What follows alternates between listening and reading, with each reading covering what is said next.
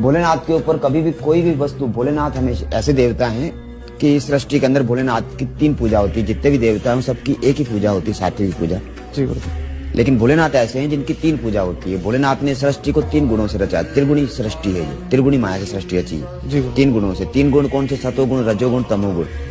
तो भोलेनाथ एक ऐसे देवता हैं जिनकी 3 पूजा होती है, सात्विक, राजसी और तामसिक। सात्विक पूजा में भोलेनाथ को दूध, दही, घी, शक्कर, फूल पत्ती, बिलपत्र, फल फ्रूट इत्यादि चढ़ते हैं जी। और रजोगुण पूजा के अंदर भोलेनाथ को भांग, धतूरा, गांजा, सुल्फा, सोना, चांदी, राजाशाही पूजा होती है।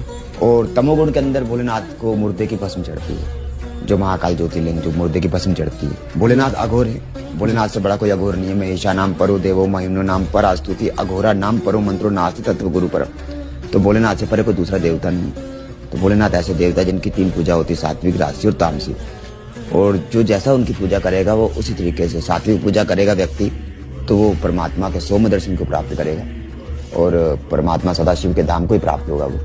और अगर वो रजोगुण पूजा करता है तो वो राजाशाही पूजा होती है, जिससे वो मनुष्य को धन धान्य से, जमीन से संबंधित कर्म उनके पूर्ण होते हैं। और तमोगुण पूजा के अंदर भोलेनाथ को मुर्दे की भस्म चढ़ती है। तो अगर उसके अंदर वो सम्मिलित होता है, जैसे कि भारत के अंदर कामरू की कामाक्षी, मदुराई की मीनाक्षी, रामेश्वरम की शयन आरती, काशी विश्वनाथ की मंगला आरती और महाकाल की भस्म आरती।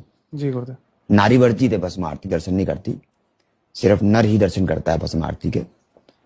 और अगर उस जगह पर नारी भी है तो वहां पर माता राम पर्दा अलग कर लेती हैं। भोलेनाथ क्या है? दिगंबर स्वरूप है ना, क्वचित दिगंबरे मनो विनोद में तो वैसे नहीं। भोलेनाथ